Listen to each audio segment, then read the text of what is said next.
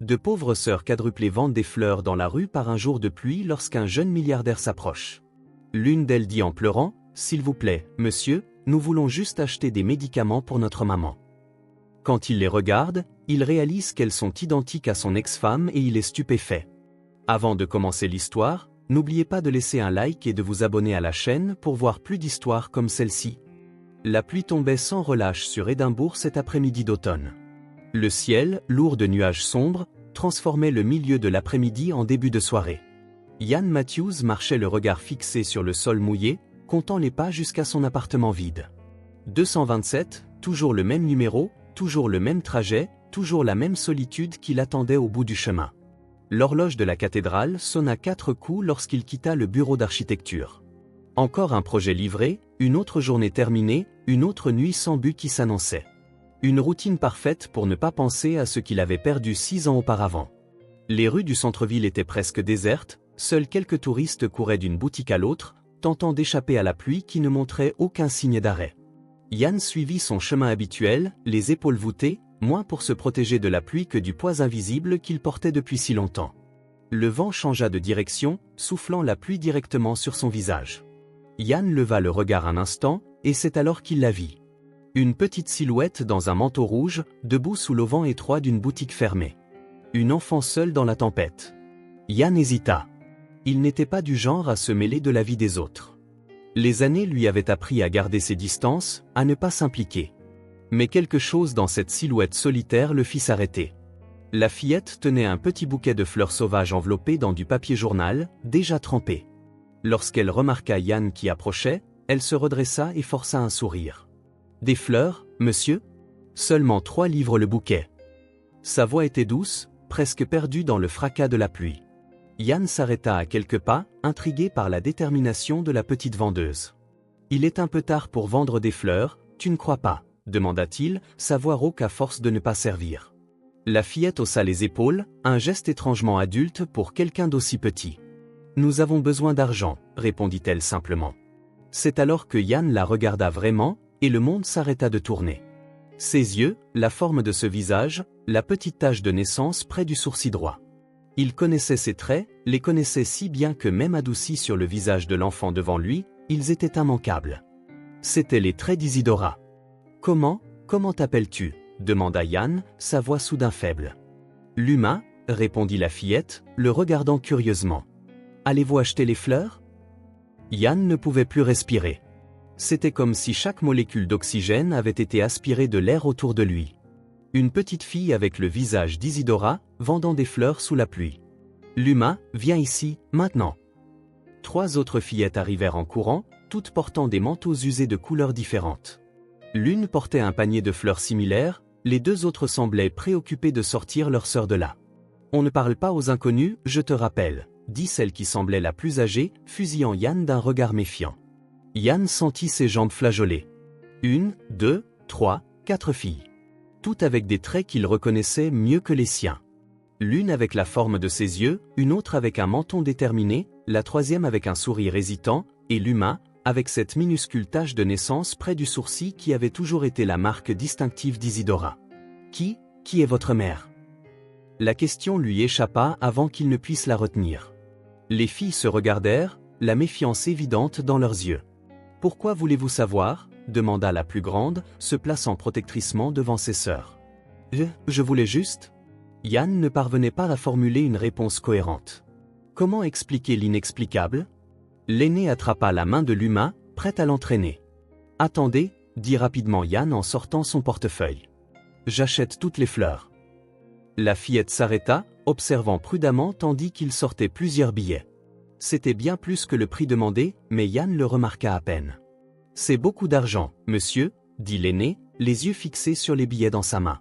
« Vous vendez sous la pluie, vous le méritez, » répondit Ian en tendant l'argent.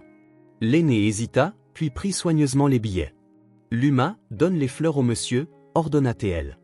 Luma tendit le petit bouquet trempé à Ian, qui le prit machinalement, ses yeux ne quittant jamais les visages des fillettes. « Comment t'appelles-tu » demanda-t-il à l'aîné. « Luna » répondit-elle après une pause. « Et voici Léa et Lise » ajouta-t-elle en désignant les 2 autres. « Luna, Luma, Léa et Lise. » 4 prénoms commençant par elle. Isidora avait toujours dit que si elle avait des filles, elle voudrait des prénoms commençant par la même lettre. Pour qu'elles se souviennent toujours qu'elles font partie de la même histoire, disait-elle.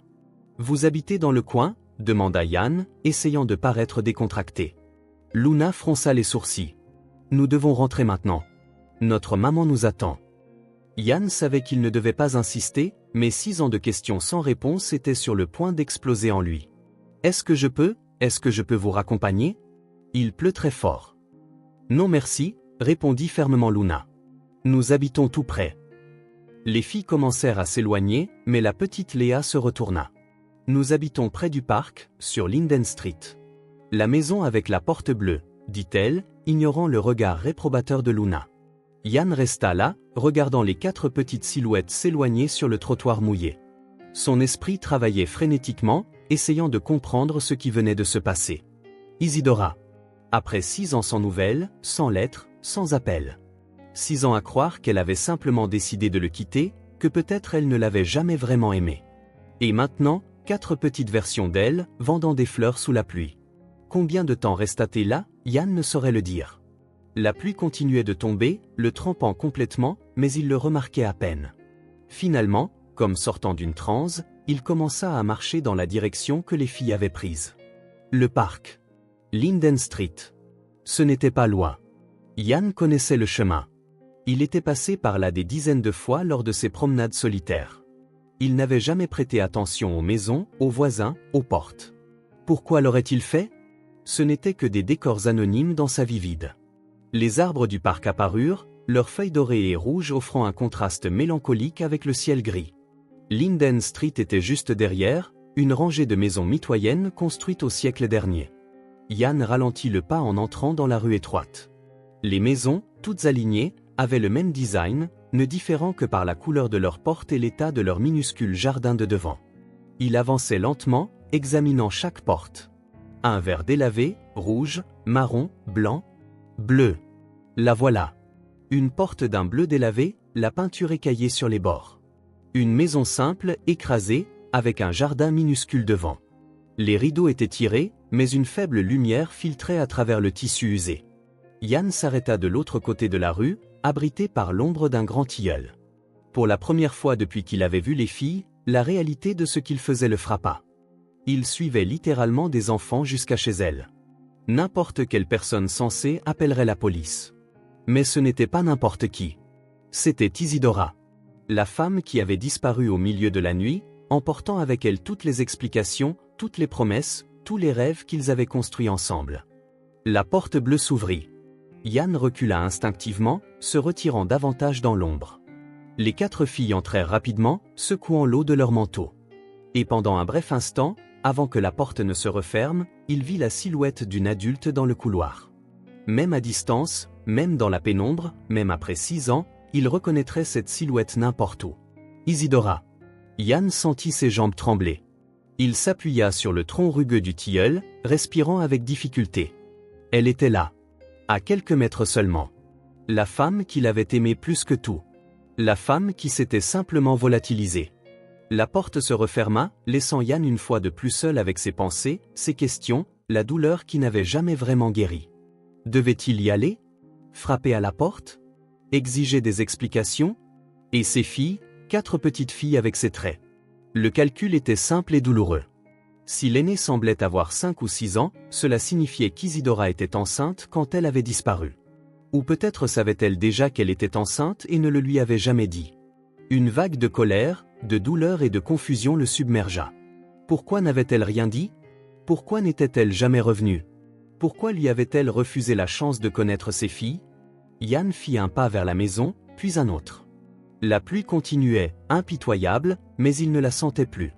Chaque pas vers cette porte bleue écaillée semblait porter le poids de toutes les années perdues. Il traversa la rue et s'arrêta devant la maison. À travers la fenêtre du salon, derrière de fins rideaux, il pouvait voir du mouvement. Les filles, probablement, parlant de la vente des fleurs, de l'étranger qui avait payé bien plus qu'elle ne demandait. Yann leva la main, prêt à frapper. Ses doigts tremblaient, non pas de froid, mais d'un mélange de peur et d'espoir qu'il n'avait jamais ressenti auparavant. Puis il baissa la main. Que dirait-il ? Comment expliquerait-il qu'il les avait suivis ? Comment ferait-il face à 6 ans d'abandon, de questions sans réponse, de nuits blanches à imaginer où elle pouvait être, pourquoi elle était partie? Et ses filles, elles ne le connaissaient pas. Pour elles, il n'était qu'un étranger dans la rue. Un étranger maintenant devant leur porte, trempé par la pluie, tremblant comme une feuille. Yann recula d'un pas, puis d'un autre. La conversation qu'il attendait depuis 6 ans devrait attendre encore un peu. Il avait besoin d'organiser ses pensées, son cœur, ses mots. Il se retira à l'abri de l'arbre de l'autre côté de la rue. De là, il observa la maison pendant plusieurs minutes, comme s'il attendait qu'elle révèle soudain toutes les réponses aux questions qui le hantaient depuis la disparition d'Isidora. Pourquoi était-elle partie sans explication? Pourquoi ne l'avait-elle jamais contactée? Les filles, pouvaient-elles être ses filles? Cette dernière question lui serra le cœur. 4 petites filles qui ressemblaient à Isidora, vendant des fleurs sous la pluie pour acheter des médicaments pour leur mère. Isidora était-elle malade? Avait-elle besoin d'argent pour des médicaments? Pourquoi n'avait-elle pas cherché d'aide? Pourquoi ne s'était-elle pas tournée vers lui? Un souvenir soudain le frappa. La dernière conversation qu'ils avaient eue avant qu'elle ne disparaisse. Rien de spécial. Pas de dispute, aucun signe de ce qui allait arriver. Juste des projets pour le week-end, des sourires fatigués après une journée de travail, un baiser de bonne nuit. Et puis, quand il s'était réveillé, elle n'était tout simplement plus là. Pas de mots, pas d'explication. Juste une absence qui s'était étirée pendant 6 ans. Yann finit par se détourner et commença à rebrousser chemin, chaque pas semblant peser une tonne. Les mêmes rues qu'il avait arpentées quelques instants auparavant lui semblaient complètement différentes. Le monde entier avait changé au moment où il avait vu cette fillette aux fleurs. L'appartement d'Yann était impersonnel, ressemblant plus à une chambre d'hôtel qu'à un foyer. Après la disparition d'Isidora, il avait déménagé, incapable de continuer à vivre dans l'endroit qu'ils avaient partagé. Le nouvel espace était fonctionnel, organisé et totalement dépourvu de personnalité, tout comme il avait essayé de l'être au cours des 6 dernières années. Il retira son manteau trempé et le jeta sur une chaise, sans se soucier de l'eau qui gouttait sur le sol. Il posa les fleurs détrempées sur la table, des fleurs qui avaient rouvert des blessures qu'il croyait guéries. Yann alla dans la salle de bain et resta sous la douche chaude pendant plusieurs minutes, comme si l'eau pouvait laver le chaos dans son esprit. Quand il en sortit, il attrapa son téléphone et appela la seule personne dont il était encore proche. « Thomas, c'est moi », dit-il quand son ami décrocha. « Tu travailles toujours au service de l'état civil ?» La voix de Thomas parut surprise à l'autre bout du fil. « Yann ? Oui, j'y travaille toujours. Pourquoi ? Qu'est-ce qui se passe ?» Yann hésita. Comment expliquer ce qui s'était passé sans paraître fou ? J'ai besoin d'une faveur. Une faveur importante. Bien sûr, tout ce dont tu as besoin, répondit Thomas, l'inquiétude évidente dans sa voix. J'ai besoin que tu vérifies des actes de naissance. 4 filles. Nom de famille probable Almeida. Toutes avec des prénoms commençant par elle, il y eut un long silence à l'autre bout du fil. Yann, est-ce que ça a un rapport avec elle? Avec Isidora? Yann ferma les yeux, sentant le poids de la question. Je crois que je l'ai retrouvée, Thomas. Et je crois que j'ai 4 filles. D'autres longues secondes de silence suivirent avant que Thomas ne réponde. Je vérifierai dès demain matin. Es-tu sûr de vouloir savoir? Yann regarda les fleurs sur la table, leurs tiges délicates courbées sous le poids de l'eau. J'ai besoin de savoir, Thomas. J'ai besoin de comprendre pourquoi elle est partie. Après avoir raccroché, Yann s'assit sur le canapé, passant ses mains sur son visage fatigué. Sur l'étagère à côté de lui, cachée derrière des livres, se trouvait la seule photo d'Isidora qu'il n'avait pas pu se résoudre à jeter. Une petite photo encadrée d'elle souriant face au soleil, ses cheveux sombres flottant au vent. Le dernier souvenir heureux avant que tout ne s'effondre. Yann prit le cadre, traçant son visage du bout des doigts. « Où étais-tu pendant tout ce temps ?» murmura-t-il à l'image silencieuse. « Pourquoi n'es-tu jamais revenu ?» Il n'y avait pas de réponse dans cet appartement vide, seulement le bruit de la pluie contre les fenêtres et l'écho des questions refoulées pendant des années.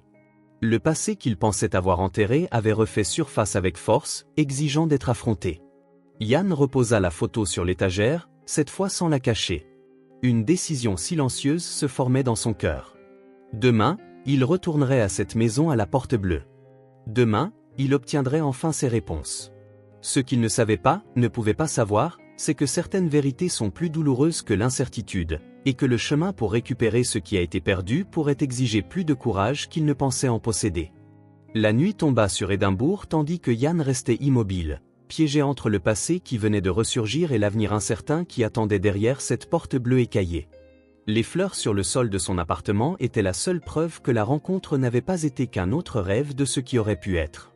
Yann se réveilla avant que son réveil ne sonne. En fait, il avait à peine dormi. L'image d'Isidora, même vue seulement un instant, n'avait pas quitté son esprit de toute la nuit. Les heures s'éternisèrent dans un brouillard de souvenirs passés et de questions présentes tandis qu'il restait allongé, fixant le plafond, attendant le premier signe du matin. Thomas avait appelé tôt, confirmant ce que Yann suspectait déjà. Luna, Luma, Léa et Lise Almeida. Tout enregistré avec seulement le nom de famille de la mère. Le nom du père était indiqué comme inconnu sur les documents. L'aîné était né exactement 7 mois après la disparition d'Isidora. Yann ne savait pas comment traiter l'information.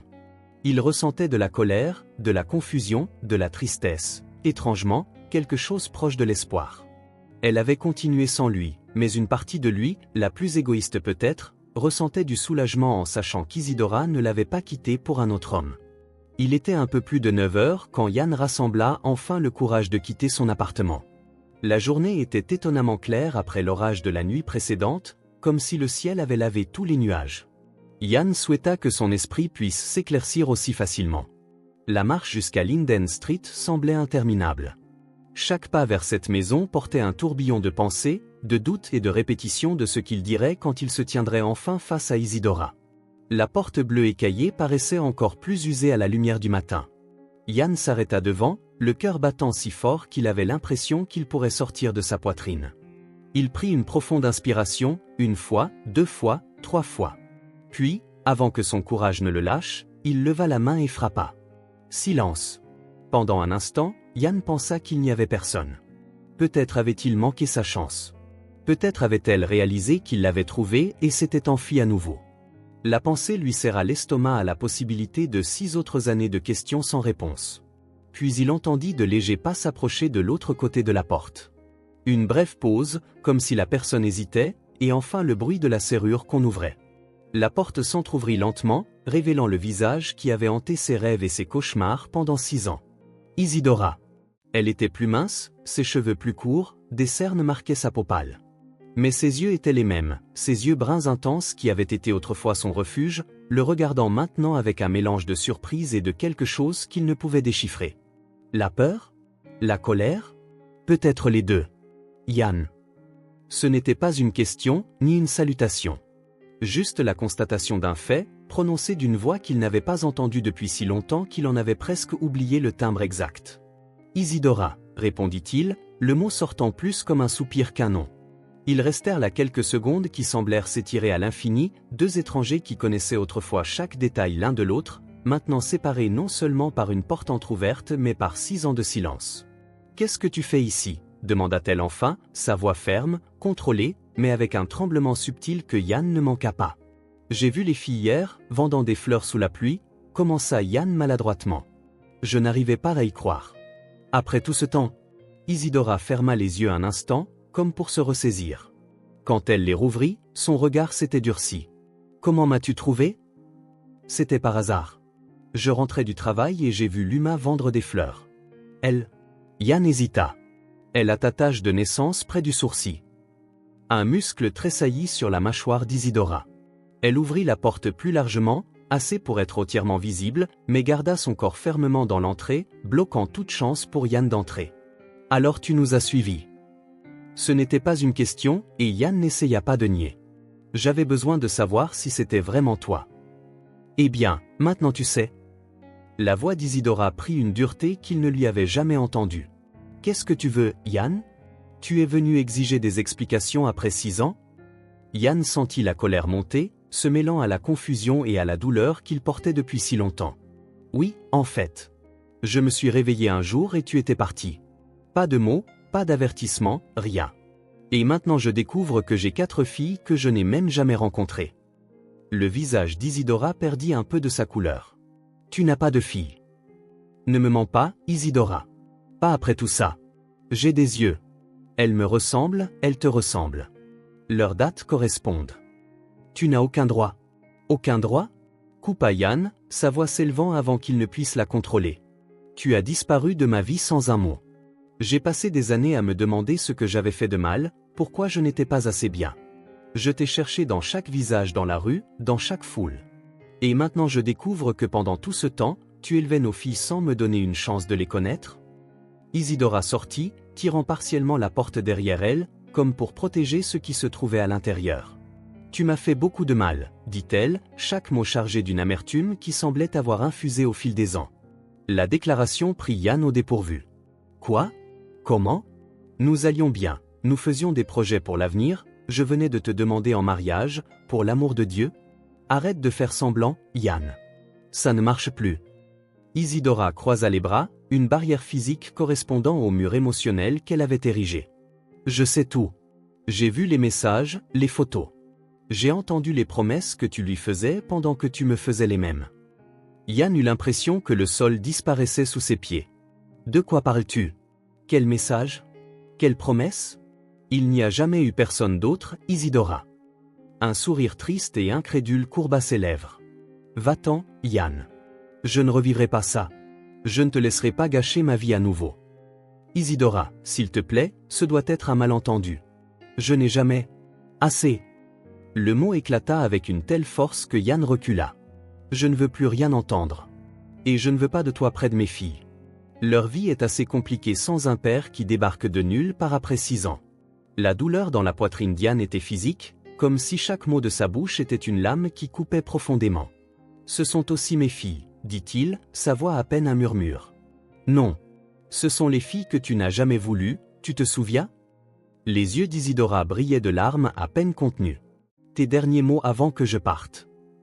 Yann secoua la tête, totalement confus et désespéré. Je n'ai jamais dit ça. Je ne savais même pas que tu étais enceinte. Si j'avais su, j'aurais... Aurais quoi? Continuer à mentir?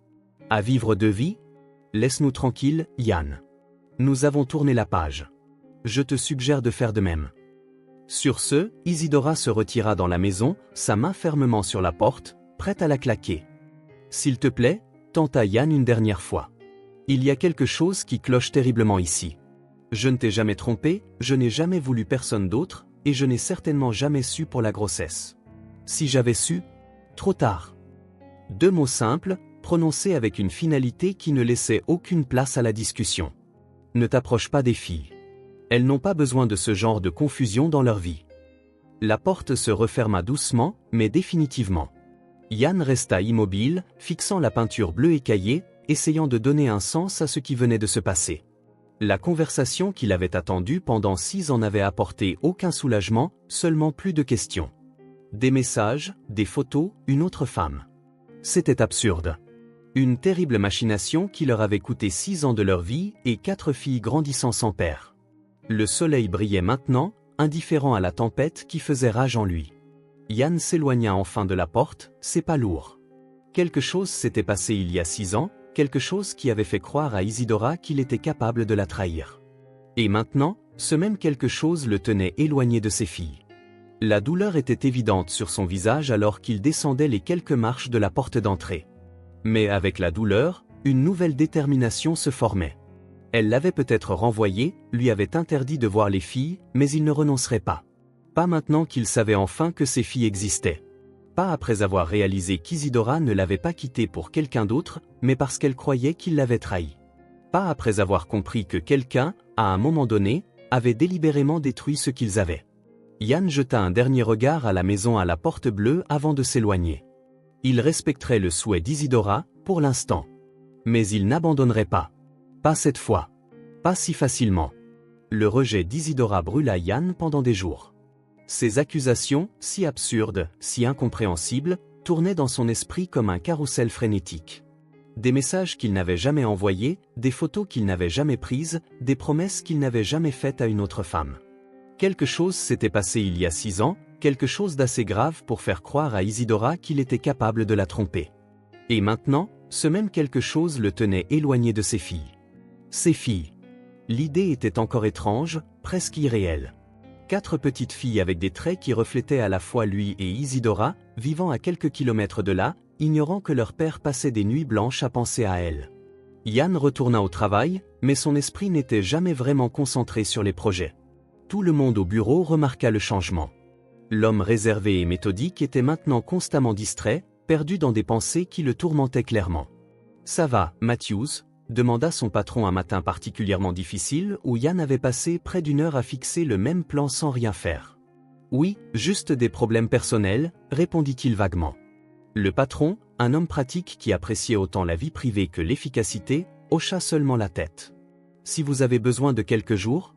Ian secoua la tête. « Ça va, j'ai juste besoin de m'organiser. » Mais la vérité était qu'il n'avait jamais été aussi loin d'aller bien. Chaque heure au bureau était une torture, sachant qu'il devrait être en train de démêler le mystère qui avait ruiné sa vie, qu'il devrait apprendre à connaître ses filles. Après une semaine de tourments intérieurs, Ian prit une décision. Si Isidora ne voulait pas d'explication, si elle ne le croyait pas, si elle ne le laissait pas rencontrer les filles, c'était bien. Il respecterait cela. Mais il ne resterait pas les bras croisés pendant qu'elle vendait des fleurs sous la pluie pour acheter des médicaments. Ce samedi matin-là, Ian partit tôt et se rendit au grand marché du centre-ville. Il remplit soigneusement un chariot de fruits frais de toutes sortes, de légumes, de pain, de viande, de lait, d'œufs, de céréales, des choses simples et nutritives dont 4 enfants en pleine croissance auraient besoin. Au rayon des enfants, il hésita. Il ne connaissait pas les préférences des filles, ne savait pas ce qu'elles avaient déjà ou ce dont elles avaient vraiment besoin. Il finit par choisir 4 ours en peluche identiques de couleurs différentes, pour que personne ne se sente lésé. Il ajouta quelques livres d'images et un jeu de mémoire. À la caisse, lorsque la caissière fit le total, Ian réalisa qu'il avait dépensé près de la moitié de son salaire hebdomadaire. Il s'en fichait. Pour la première fois depuis des années, il sentait que son argent servait à quelque chose qui comptait vraiment. Il transporta les sacs jusqu'à sa voiture et conduisit lentement jusqu'à Linden Street. Il était très tôt, le soleil à peine levé. Les rues étaient désertes, les maisons encore endormies sous le pâle ciel matinal. Ian se gara à une distance respectable et marcha silencieusement jusqu'à la maison à la porte bleue. Son cœur battait la chamade, craignant d'être vu, de violer la demande d'Isidora, de causer plus de mal que de bien. Mais le besoin de faire quelque chose, n'importe quoi, pour ses filles l'emportait sur sa peur. Il déposa soigneusement les sacs près de la porte. Un instant, il pensa laisser un mot, une explication. Mais que dirait-il ? Comment résumer tout ce qu'il ressentait en quelques lignes ? Finalement, il choisit le silence. C'était peut-être mieux. Il faisait presque jour quand Ian retourna à sa voiture. De là, il observa la maison pendant quelques minutes. Les rideaux restaient fermés, aucun signe de mouvement. Finalement, il démarra le moteur et s'éloigna, un étrange sentiment de paix s'installant en lui, une paix qu'il n'avait pas ressentie depuis longtemps. La semaine suivante, il fit de même. Cette fois, en plus des provisions de base, il inclut de nouvelles couvertures douces. Il avait remarqué que les jours devenaient plus froids et que la maison semblait mal préparée à l'hiver qui approchait. Ainsi commença une routine silencieuse. Chaque semaine, Ian laissait des provisions près de la porte bleue avant l'aube. Il n'était jamais vu, ne laissait jamais de mots. Il était comme un lutin bienveillant, apparaissant et disparaissant sans laisser d'autres traces que les sacs soigneusement arrangés. Dans son appartement, sur l'étagère qui n'abritait autrefois que des livres techniques d'architecture, se trouvaient maintenant des ours en peluche identiques à ceux qu'il avait achetés pour les filles, des livres pour enfants qu'il aurait aimé leur lire, de petits cadeaux qu'il espérait un jour leur donner en personne. C'était sa façon de se connecter avec les filles qu'il ne connaissait toujours pas, de se préparer au jour où il pourrait enfin faire partie de leur vie. Un mois passa dans cette étrange communication sans parole. Ian ne savait pas si Isidora réalisait que c'était lui qui fournissait les provisions hebdomadaires. Parfois, il l'imaginait tout jeter, refusant d'accepter quoi que ce soit venant de lui. La pensée le tourmentait, mais il continuait. Il devait croire que, sinon pour lui, elle accepterait pour le bien des filles. Un samedi particulièrement froid, Ian déposait les sacs habituels quand il remarqua quelque chose de différent. Le rideau du salon bougea légèrement. Pendant le plus bref des instants, il vit le visage d'Isidora, son regard fixé droit sur lui, ses yeux brillants dans la faible lumière du matin. Ian se figea, le cœur battant.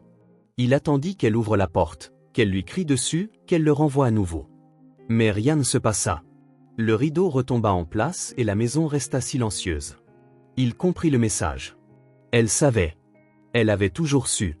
Et bien qu'elle ne lui ait pas pardonné, bien qu'elle ne veuille pas de lui dans les parages, elle autorisait cette connexion minimale, ce soutien silencieux. C'était un début. Un petit début fragile, mais un début quand même.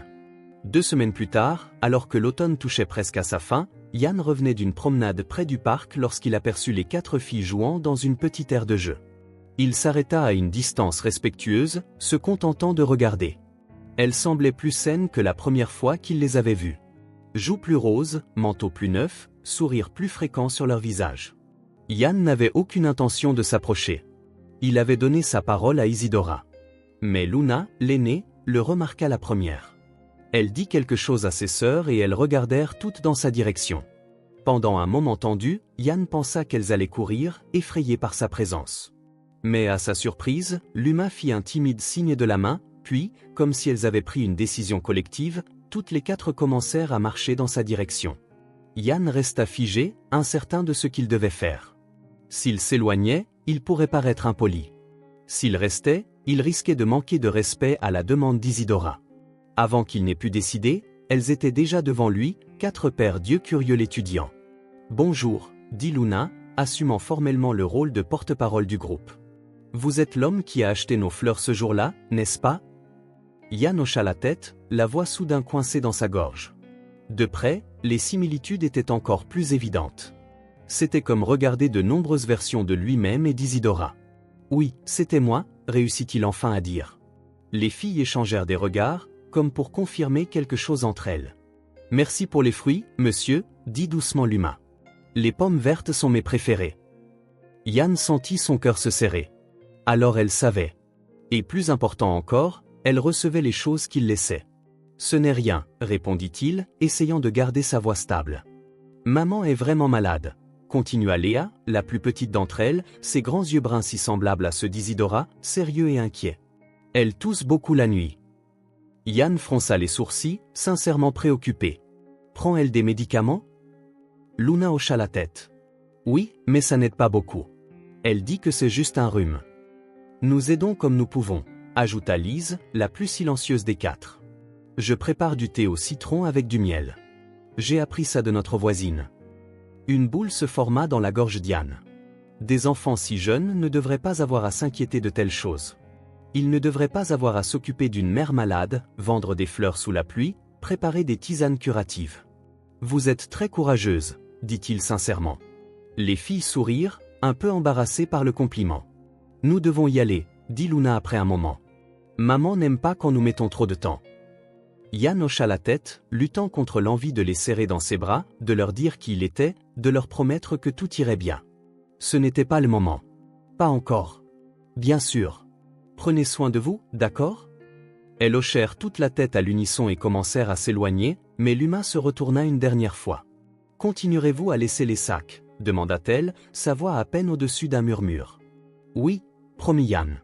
Chaque samedi. » Un sourire illumina le visage de la fillette. « Merci. » Et puis elles disparurent, 4 petites silhouettes en manteaux colorés courant à travers le parc, de retour vers la maison à la porte bleue, de retour vers Isidora. Yann resta où il était, les regardant jusqu'à ce qu'elles disparaissent de sa vue. Un mélange de joie et de douleur le consumait. Joie d'avoir parlé à ses filles, de savoir qu'elles recevaient son aide. Douleur de ne pas pouvoir faire plus, de ne pas pouvoir dire la vérité, de ne pas pouvoir être le père qu'il voulait être. Mais il y avait autre chose maintenant. L'inquiétude. Isidora était malade, vraiment malade selon les mots de Léa. Et connaissant Isidora, elle minimiserait n'importe quoi pour éviter d'inquiéter les filles. Cette nuit-là, dans son appartement, Yann ne pouvait s'arrêter de penser. Les mots des filles résonnaient dans son esprit, « Maman est vraiment malade, elle tousse beaucoup la nuit, nous aidons comme nous pouvons. » Les enfants ne devraient pas porter ce poids. Et Isidora ne devrait pas combattre une maladie seule, en s'occupant de 4 petites filles. Yann sentit une détermination monter en lui. Il devait être plus présent. Pas seulement comme l'étranger mystérieux laissant des sacs à la porte, mais comme quelqu'un qui pourrait vraiment aider, quelqu'un qui pourrait faire une différence dans leur vie. Comment faire cela tout en respectant les limites d'Isidora, il ne le savait toujours pas. Mais il trouverait un moyen. Il le devait. Le samedi suivant, en plus des sacs habituels de nourriture et de produits de première nécessité, Yann laissa autre chose. Des médicaments contre le rhume, du sirop contre la toux, des vitamines. Et, pour la première fois, un petit mot, « J'espère que tu iras mieux bientôt. Les filles ont besoin de toi. » Il ne signa pas. Il n'en avait pas besoin. Le silence entre eux avait déjà son propre langage, ses propres règles non écrites. c'était un dialogue fait de sacs de course, de rideaux qui bougent, de regards furtifs par la fenêtre. C'était étrange, maladroit, imparfait. Mais c'était un début. Et peut-être qu'avec le temps et la patience, ce silence pourrait laisser place aux mots, aux explications, aux vérités. En retournant à sa voiture ce matin froid, Yann jeta un dernier regard à la maison à la porte bleue. Une douce lumière brillait dans la cuisine, filtrant par une fente du rideau. Quelqu'un était réveillé. Quelqu'un avait vu. Yann sourit légèrement, démarra la voiture et s'éloigna. Le silence continuerait, pour l'instant. Mais quelque chose avait changé, il le sentait. Les filles savaient.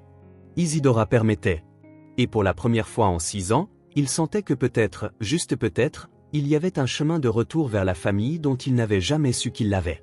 Le silence à la porte était devenu leur seul moyen de communication, mais c'était peut-être exactement ce dont ils avaient besoin maintenant, cet espace sans mots où ils pourraient commencer à reconstruire les fragments de ce qu'ils étaient autrefois, de ce qu'ils pourraient être à nouveau. Yann conduisit dans les rues désertes du samedi matin, l'esprit plein de plans.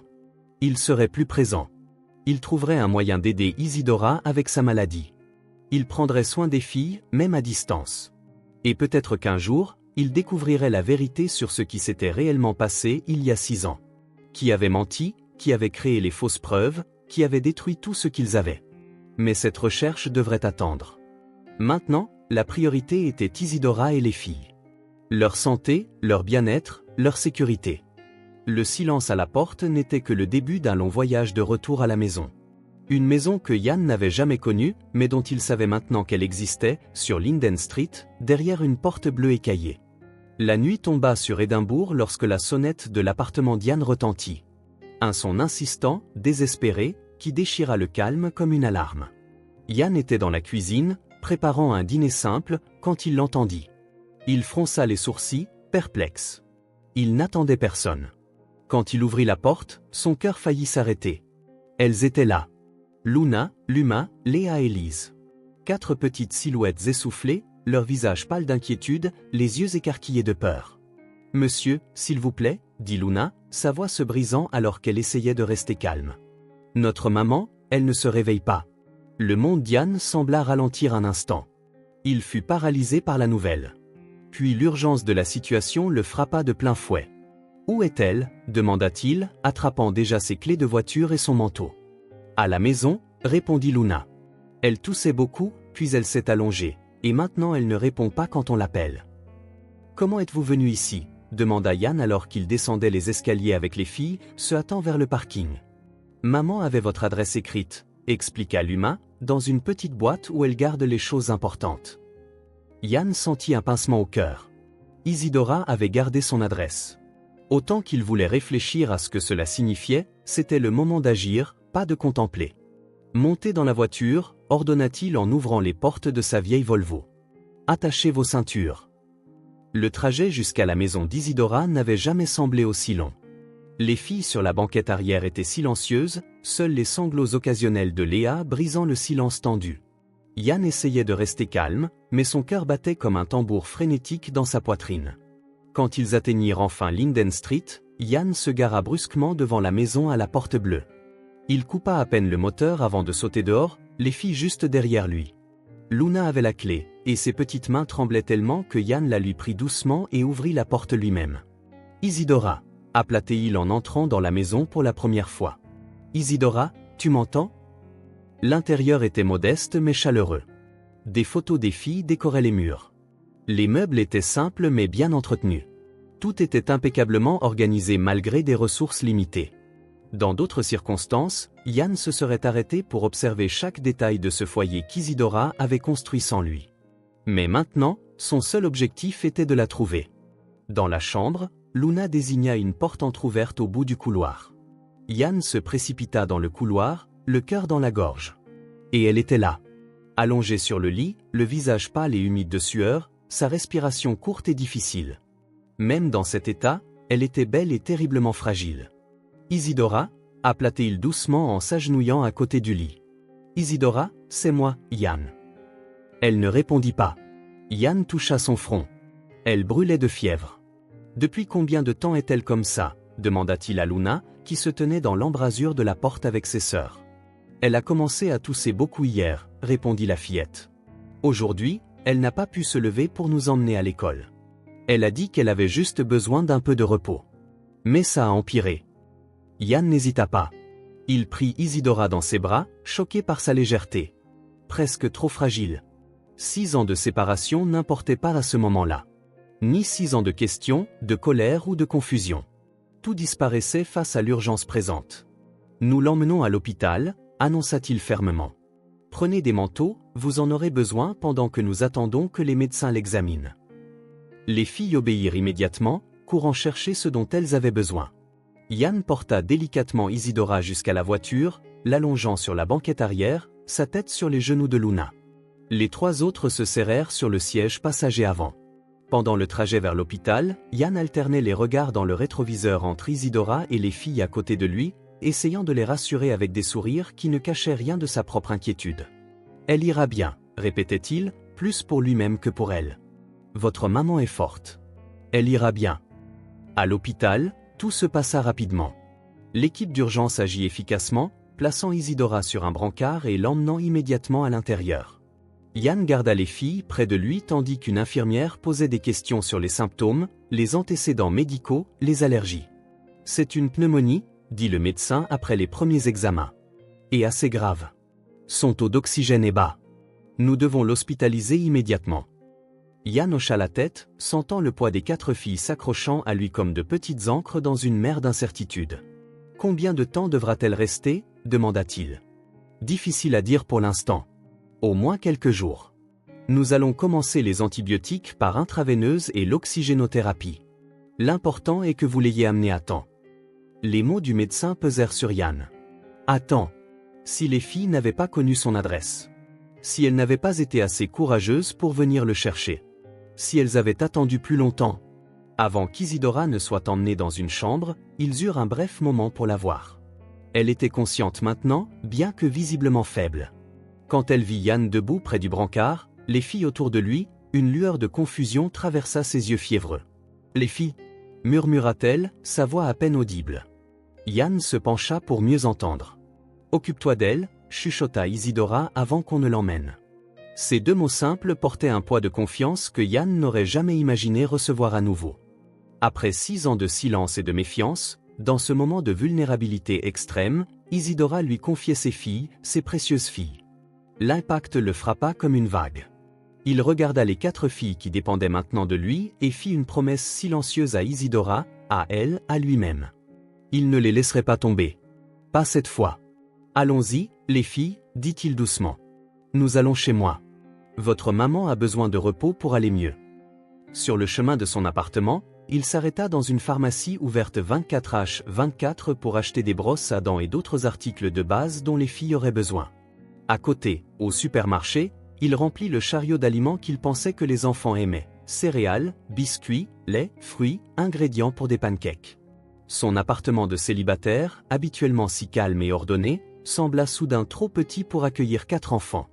Yann ne s'était jamais soucié de l'espace limité auparavant, mais maintenant, en voyant les filles regarder autour d'elle avec curiosité, il souhaita avoir un endroit plus grand, plus accueillant. « C'est ici que vous habitez, monsieur ?» demanda Lise en regardant les étagères pleines de livres d'architecture. « Oui », répondit Yann, soudain conscient de l'austérité de l'endroit pour des enfants. « Et vous pouvez m'appeler Yann. » « Yann » répéta Luma, testant le nom. « Vous connaissez notre maman depuis longtemps ?» La question prit Yann par surprise. Que devait-il dire? Qu'il connaissait Isidora mieux que personne? Qu'il l'avait aimée de chaque fibre de son être? Qu'il était probablement leur père? Oui, répondit-il simplement. Je connais votre maman depuis très longtemps. Les filles semblèrent accepter la réponse sans poser d'autres questions. Elles étaient trop fatiguées, trop inquiètes pour Isidora pour creuser davantage. Préparons quelque chose à manger, suggéra Yann en se dirigeant vers la cuisine. Ensuite, nous pourrons vous installer un endroit pour dormir. Les filles le suivirent, encore un peu hésitantes, mais visiblement plus à l'aise qu'elles ne l'avaient été lorsqu'elles s'étaient présentées à sa porte quelques heures plus tôt. Yann n'avait jamais cuisiné pour des enfants auparavant, mais il se souvint de sa propre enfance et des plats simples que sa mère préparait, œufs brouillés, toast à la confiture, chocolat chaud. De la nourriture réconfortante pour une journée difficile. À sa surprise, Luna proposa son aide.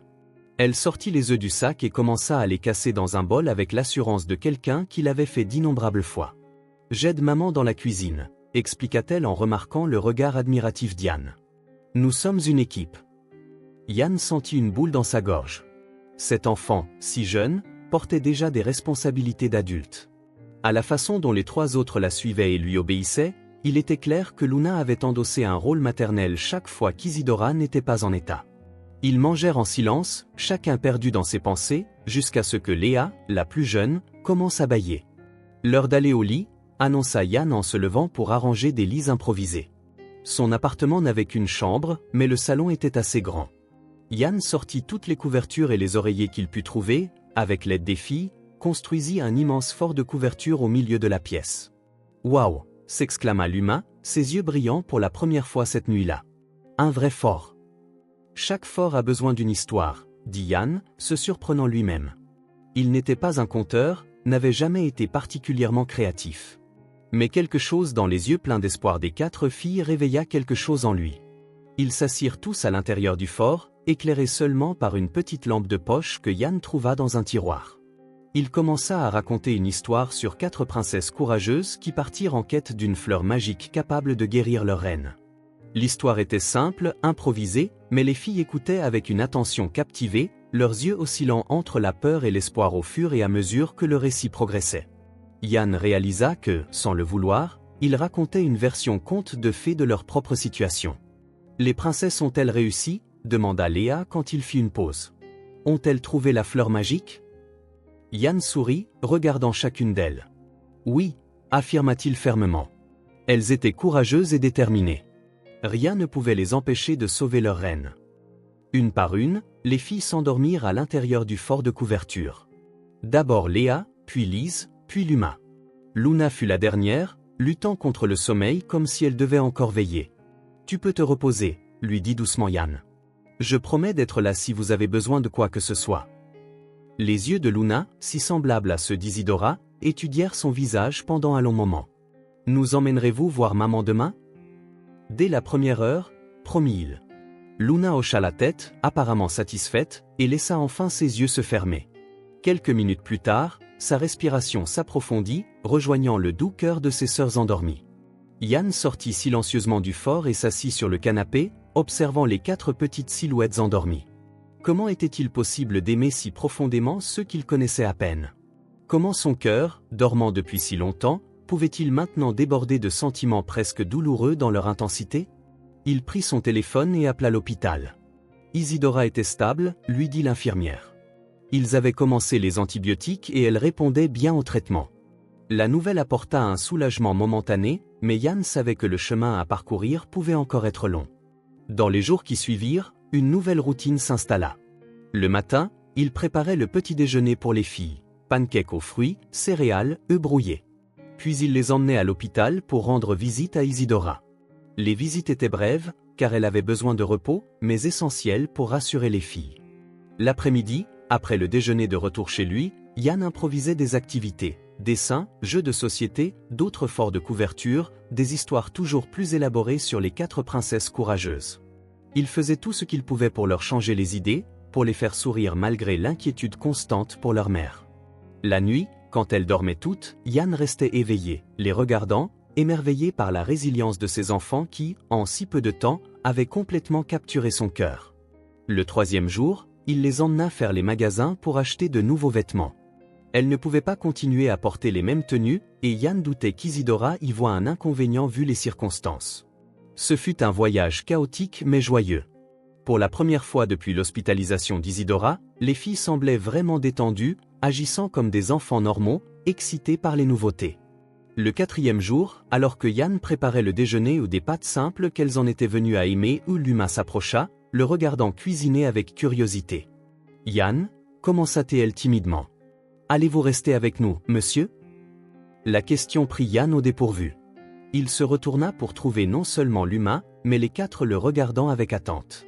Il réalisa, avec un mélange de joie et de tristesse, qu'en quelques jours seulement, il était devenu une figure constante dans leur vie, quelqu'un en qui elles avaient confiance, quelqu'un qui apportait de la stabilité dans une période chaotique. « Si votre maman le permet » répondit-il honnêtement, rencontrant chacun de leurs regards.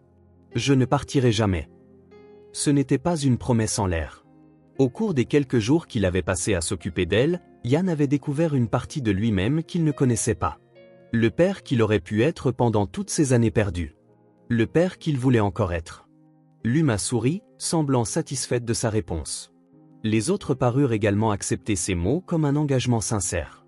Cette nuit-là, après avoir mis les filles au lit avec une autre histoire sur les courageuses princesses qui avaient maintenant trouvé la fleur magique et retournaient dans leur royaume, Yann s'assit à côté du fort de couverture, les regardant s'endormir. Le médecin avait appelé plus tôt. Isidora répondait bien au traitement. Si elle continuait à s'améliorer, elle pourrait sortir dans 2 jours. La nouvelle aurait dû remplir Yann de soulagement, mais elle apportait aussi de l'appréhension. Que se passerait-il quand Isidora rentrerait à la maison? Lui permettrait-elle de rester dans la vie des filles? Cette trêve forcée provoquée par sa maladie serait-elle suffisante pour ouvrir la porte à une conversation honnête sur le passé?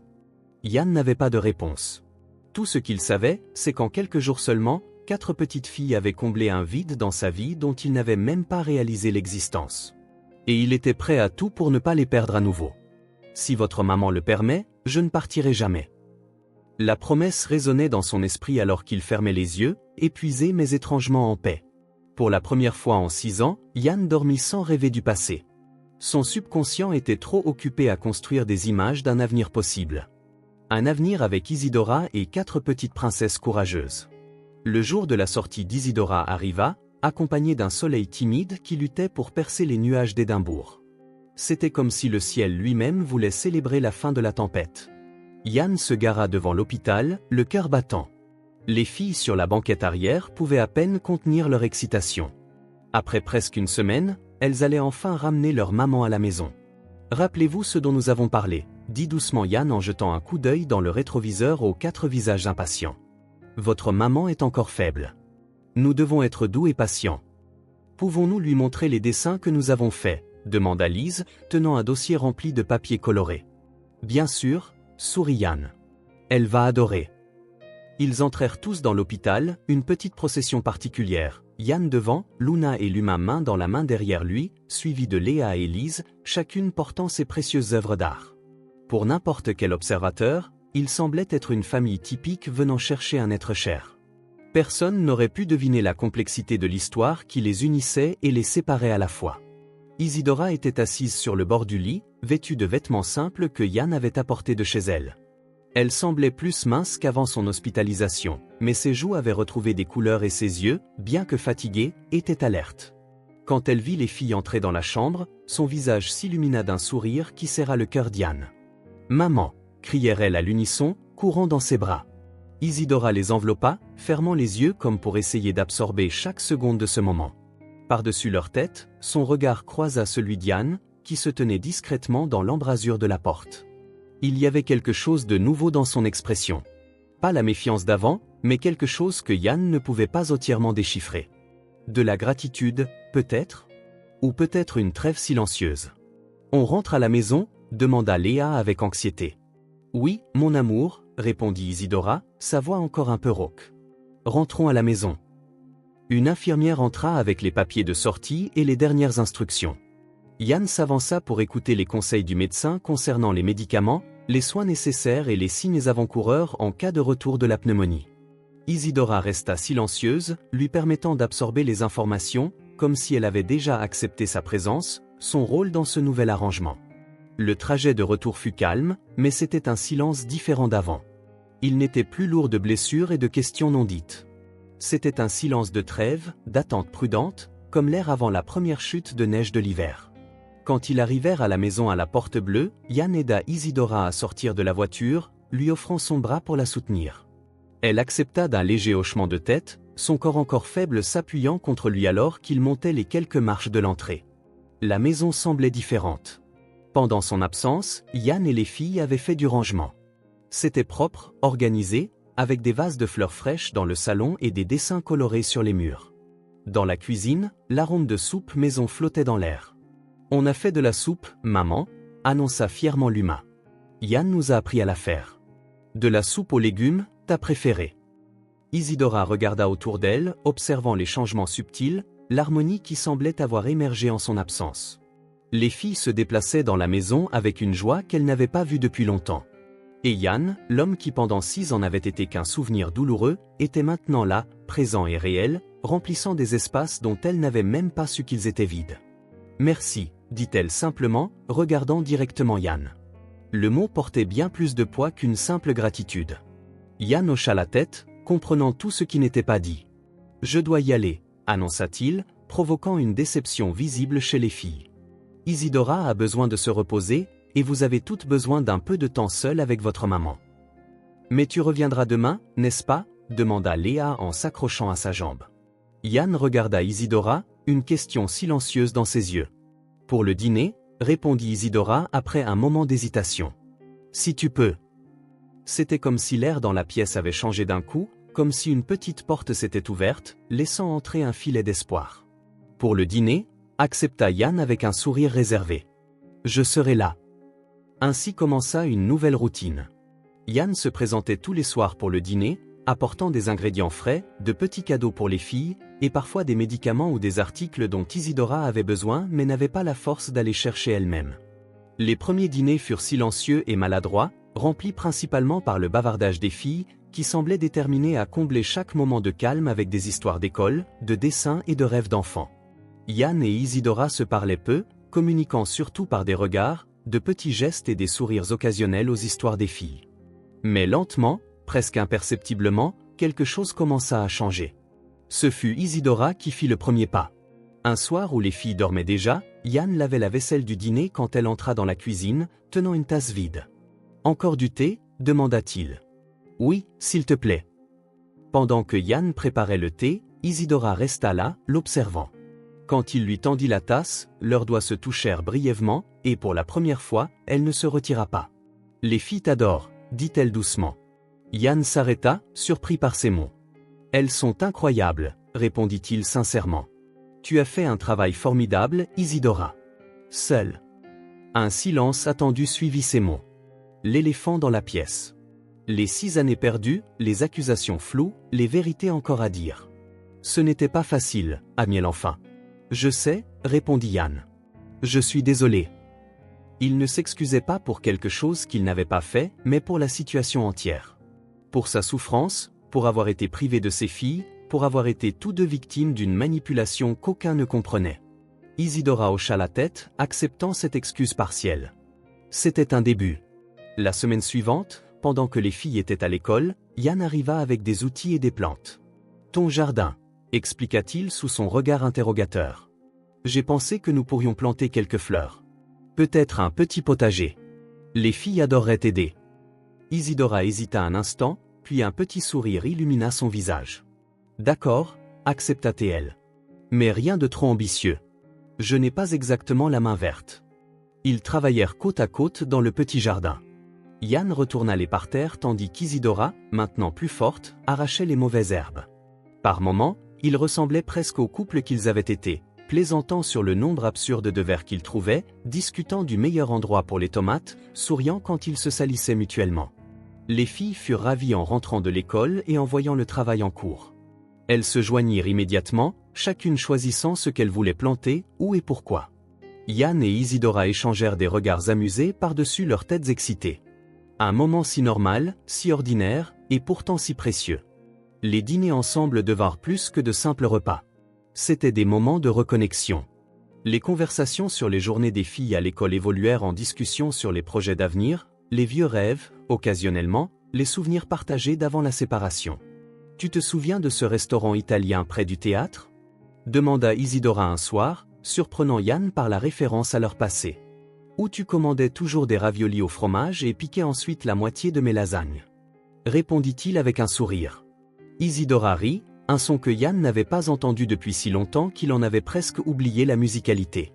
Leurs lasagnes étaient meilleures que les raviolis. Ce n'était pas ma faute. Les filles les regardaient, intriguées par cet aperçu d'un passé qu'elles ne connaissaient pas, une époque où leurs parents étaient jeunes, amoureux et heureux. « Vous étiez amis avant ?» demanda Luna, toujours l'observatrice. Yann et Isidora échangèrent des regards, une communication silencieuse passant entre eux. « Oui, » répondit finalement Isidora. « Nous étions très proches. »« Meilleurs amis » ajouta Yann, ses yeux ne quittant jamais les siens. Cette simple explication sembla satisfaire les filles pour l'instant, bien que Luna continuât à les observer tous les deux avec ses yeux qui ne manquaient rien. Les jours se transformèrent en semaines, et les semaines en un mois. L'automne céda lentement la place à l'hiver. Les feuilles dorées des tilleuls dans la rue tombaient une à une, comme les pages d'une vieille histoire qu'on tourne. Dans le petit jardin, ils récoltèrent les derniers légumes avant les gelées, et Yann et Isidora préparèrent le sol pour le repos hivernal.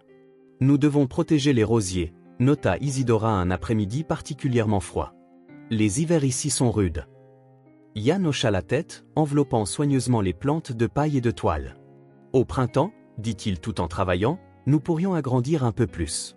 Peut-être planter les marguerites que Lise aime tant. » Isidora s'arrêta, le regardant avec une expression indéchiffrable. « Au printemps » répéta-t-elle doucement, comme pour tester le poids de ses mots. L'engagement implicite. L'idée que Yann serait toujours là dans quelques mois, faisant partie de leur vie. « Si tu veux » ajouta-t-il rapidement. Isidora retourna à sa tâche, un petit sourire jouant sur ses lèvres. « Oui » répondit-elle simplement. « Les marguerites seraient parfaites. » C'est ainsi que les choses se passaient entre eux maintenant. Petits pas, conversation prudente, projet timide qui s'étirait un peu plus chaque jour.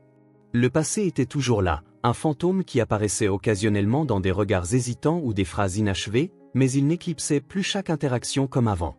La nuit, après que les filles se soient endormies, Yann et Isidora s'asseyaient souvent dans le petit salon, parlant parfois de choses triviales, parfois appréciant simplement la présence de l'autre dans un silence confortable.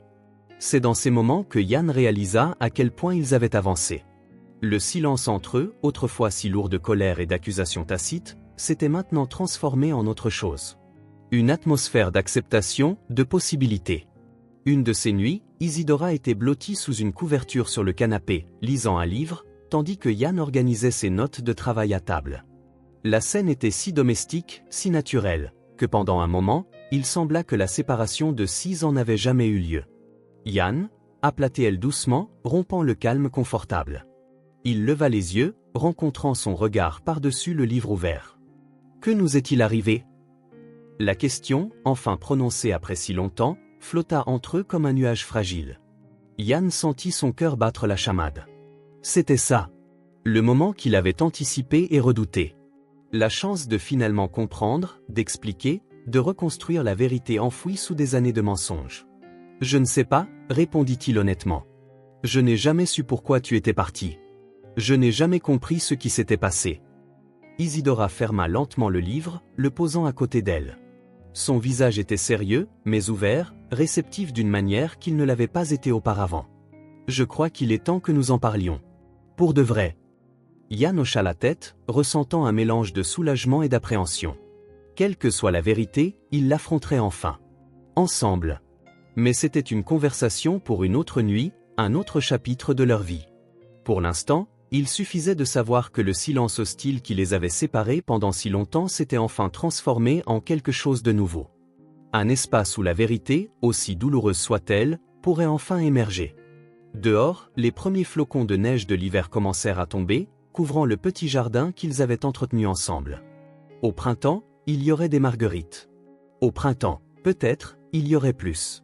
L'hiver commençait à céder la place aux premiers signes du printemps à Édimbourg. De minuscules pousses vertes émergeaient timidement du sol encore froid, annonçant que le cycle de la nature continuait, implacable mais plein d'espoir. À l'intérieur de la maison à la porte bleue, un cycle similaire se déroulait. Isidora, qui quelques semaines auparavant pouvait à peine tenir debout plus de quelques minutes, se déplaçait maintenant dans la maison avec des pas de plus en plus assurés. La couleur était revenue sur ses joues, une étincelle dans ses yeux. La pneumonie avait laissé sa marque, une toux persistante, une fatigue occasionnelle, mais sa force caractéristique revenait. Yann remarquait chaque petite amélioration avec un mélange de soulagement et d'admiration. Il observait discrètement comment elle parvenait à monter les escaliers sans s'arrêter pour reprendre son souffle, comment sa voix, autrefois faible et tremblante, retrouvait le timbre familier qu'il n'avait jamais vraiment oublié, comment son sourire, autrefois si rare, commençait maintenant à apparaître plus souvent, illuminant toute la maison. Un samedi matin, Yann arriva pour le petit déjeuner comme d'habitude, apportant du pain frais de la boulangerie locale. L'arôme qui flottait de la cuisine le surprit. Ce n'était pas le thé habituel qu'Isidora préparait, mais quelque chose de plus élaboré, de plus complexe. « Des pancakes » demanda-t-il en entrant, trouvant Isidora près de la cuisinière, retournant habilement de petits cercles dorés dans une poêle. Elle se tourna avec un léger sourire, une mèche de cheveux rebelles tombant sur son visage. Les filles les ont demandées, et j'ai réalisé que j'avais enfin assez d'énergie pour rester ici à mélanger la pâte. C'était une victoire ordinaire, triviale pour la plupart, mais Yann comprit la profonde signification derrière ce geste. Isidora reprenait son indépendance, sa capacité à s'occuper de ses filles sans aide. Pourtant, le fait qu'elle partage ce moment avec lui au lieu d'attendre d'être seule en disait long sur sa nouvelle place dans leur vie. « Puis-je aider avec quelque chose » offrit-il. « Tu peux appeler les filles. Elles sont en haut, choisissant quoi porter pour la sortie d'aujourd'hui. » Les petites dévalèrent les escaliers comme une avalanche arc-en-ciel, parlant tout en même temps du parc, des balançoires et de l'étang aux canards qu'elles voulaient visiter. Yann les regarda avec un sourire, toujours émerveillé par leur énergie débordante. Pendant le petit déjeuner, Isidora se déplaça dans la cuisine avec une grâce qu'elle n'avait pas montrée depuis des semaines. Elle servit les pancakes, coupa des fruits, fit plus de thé ou de petits gestes qui auraient été impossibles peu de temps auparavant. Yann observait discrètement, respectant sa renaissance tranquille. « Je crois que nous devons tenir une promesse aujourd'hui », commenta Yann en aidant à débarrasser la table quand tout le monde eut fini de manger. Les filles le regardèrent curieusement. « Les semis » expliqua-t-il en souriant. « Rappelez-vous, nous avions parlé de planter des fleurs quand le temps s'améliorerait. » 4 visages s'illuminèrent instantanément. « Les marguerites » s'exclama Lise, la plus silencieuse des 4, qui montrait rarement une telle excitation. « Et les tournesols » ajouta Luma. « Tu veux toujours faire ça » demanda Yann, jetant un coup d'œil à Isidora pour voir si elle se sentait assez bien. Isidora sourit, un nouveau sourire, plus libre, moins gardé qu'avant. « Je pense qu'il est temps d'apporter un peu de couleur dans ce jardin. » Ensemble, ils se rendirent à la petite jardinerie au bout de la rue. Les filles coururent entre les allées, ravies par les couleurs et les parfums. Luna, toujours pratique, débattait des plantes les plus résistantes. Luma voulait tout ce qui était coloré. Léa insistait pour des graines qui attireraient les papillons. Lise, l'artiste en herbe, cherchait des fleurs qu'elle pourrait dessiner plus tard. Yann et Isidora suivaient à quelques pas, partageant des regards amusés tandis que les filles débattaient sérieusement des mérites des pétunias par rapport aux marguerites. « Elles sont si déterminées », remarqua Yann. « Elles tiennent de toi », dit doucement Isidora avant de réaliser ce qu'elle avait dit. Leurs yeux se rencontrèrent, une étincelle d'électricité passant entre eux. C'était la première fois qu'elle reconnaissait ouvertement, même indirectement, que les filles étaient ses filles. Yann sentit sa gorge se serrer. Il voulut parler, mais les mots semblaient inadéquats. Il hocha seulement légèrement la tête, touchant son bras dans un geste de gratitude. Ils rentrèrent à la maison avec la voiture pleine de plantes, de terreaux, de pots et d'outils. Les filles avaient hâte de commencer, et bientôt le petit jardin se transforma en un espace de travail animé. Yann montra à Luna et Luma comment préparer le sol tandis qu'Isidora aidait Léa et Lise à trier les semis par couleur et taille. Le timide soleil printanier projetait une lumière dorée sur le jardin, donnant à l'instant l'impression de sortir d'un rêve qu'Yann avait souvent fait pendant ses 6 années de solitude. Une famille, un jardin, un avenir en train d'être planté. « Regarde, maman » appela Léa, montrant comment elle avait planté un petit buisson de lavande. « Ça sentira si bon quand ça poussera. » Isidora s'approcha, s'agenouillant à côté de sa fille malgré la terre qui tacherait son pantalon. Elle serra tendrement Léa dans ses bras et lui embrassa la tête. « C'est parfait, mon amour. Tu as des mains de fée pour les plantes. » Yann, aidant Lise à tutorer ses marguerites fraîchement plantées, regarda la scène le cœur plein. C'était le genre de moment qu'il avait craint de ne jamais avoir. Simple, ordinaire, précieux. Une mère félicitant sa fille, un jardin en cours de plantation, des rires remplissant l'air de fin d'après-midi. Ils travaillèrent ensemble pendant des heures, les mains couvertes de terre, les visages striés de saleté, les cœurs se sentant plus légers à chaque minute. Isidora, initialement méfiante à l'idée de trop se fatiguer, devint bientôt aussi impliquée que les autres, apprenant aux filles à identifier les plantes, à prendre soin des racines, à les arroser correctement. Quand le dernier semis fut en terre et que le soleil déclinait à l'horizon, ils s'assirent sur la petite terrasse en pierre, épuisés et satisfaits, admirant le résultat de leur effort combiné. Le jardin autrefois stérile était maintenant rempli de promesses colorées. Dans quelques semaines, les premières fleurs commenceraient à éclore, transformant cet espace en le petit paradis qu'il était toujours censé être. « Ça a l'air magnifique, n'est-ce pas ?» demanda Isidora, s'asseyant à côté d'Yann alors que les filles couraient à l'intérieur pour se laver pour le dîner. « Très » répondit-il, ne regardant pas le jardin, mais elle. Isidora le remarqua et rougit légèrement, quelque chose que Yann ne l'avait pas vu faire depuis des années. Pendant un instant, ils redevinrent le jeune couple qu'ils avaient été, avant que le monde ne les déchire. « Merci, dit-elle tranquillement. Pour ça. Pour tout. C'est le moins que je puisse faire, répondit Yann. J'aurais fait ça et bien plus si. Il s'arrêta, incertain de comment continuer sans invoquer le passé qui planait encore entre eux comme une ombre légère. Isidora hocha la tête, comprenant ce qui n'était pas dit. Je sais. Le silence qui suivit fut confortable, rempli de possibilités qu'aucun d'eux n'était prêt à nommer. Des possibilités qui, comme les graines fraîchement plantées, avaient besoin de temps, de soins et de patience pour éclore. Je crois que nous avons des jardiniers affamés qui nous attendent, dit finalement Isidora en se levant avec une aisance retrouvée. Elle tendit la main pour aider Yann à se lever. Un petit geste, mais significatif. Leurs mains se rencontrèrent, salles de terre, connectées par la même vie qu'ils venaient de planter ensemble. Certains gestes n'ont pas besoin de mots. Certains espoirs n'ont pas besoin de grandes déclarations. Comme les plantes reposant maintenant dans un sol fraîchement préparé, certaines choses ont simplement besoin de temps, de soleil, d'eau et d'un peu de foi. Cet après-midi spécial, sous un ciel se remplissant lentement d'étoiles, Yann et Isidora trouvèrent, au milieu des semis et des rires d'enfants, les miettes d'un espoir sans hâte. J'espère que, comme le printemps après un long hiver, il trouvera toujours son chemin vers la lumière. Le dîner avait été paisible, l'un des nombreux qu'ils partageaient maintenant régulièrement. Les filles, épuisées après une journée à courir dans le parc, se couchèrent tôt, s'endormant presque instantanément.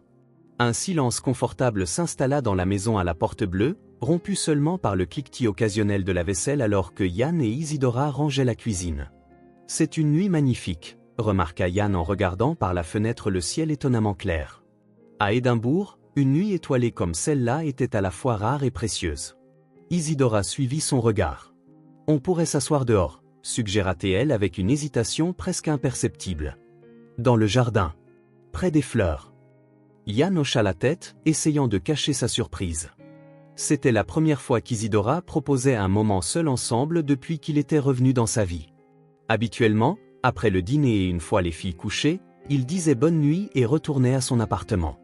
Cette déviation de la routine semblait significative. Comme tout ce qui se passait entre eux ces jours-ci, chaque petit geste chargé de sens inexprimé. Ils prirent des couvertures car même si le printemps était assez avancé, les nuits restaient fraîches.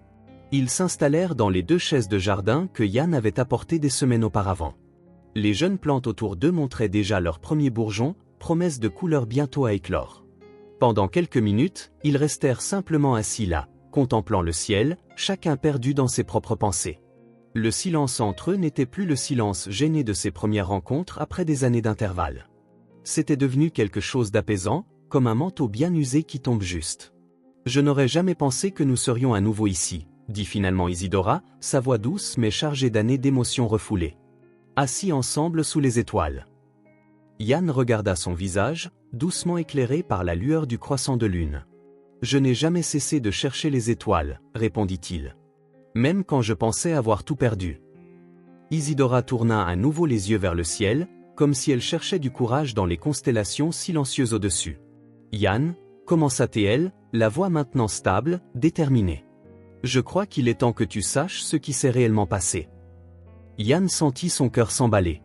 Il avait attendu si longtemps ce moment, l'imaginant de 1000 manières différentes. Pourtant, maintenant qu'il était là, il craignait presque ce qu'il pourrait entendre. « Je suis prêt, » dit-il simplement.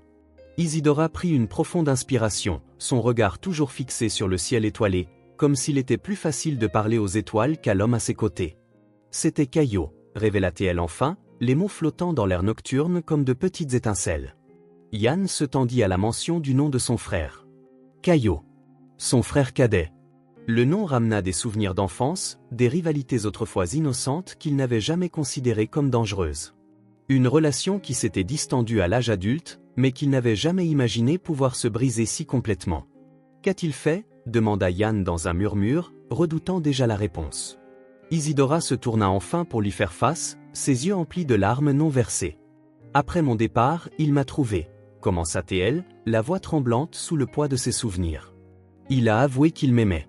Il voulait que je reste avec lui. » Yann eut l'impression d'avoir reçu un coup de poing dans le ventre. Caillot avait toujours admiré Isidora, semblait toujours planer quand elle venait, mais de là à une déclaration d'amour, il n'avait jamais soupçonné. Isidora ferma les yeux, piégée dans la lourdeur du souvenir qu'elle avait porté seule pendant si longtemps. Je l'ai repoussé, continua-t-elle. Je lui ai dit que mon cœur t'appartenait toujours. Sa voix se brisa. C'est là qu'il m'a montré les fausses preuves. Des photos, des conversations. Tout était faux.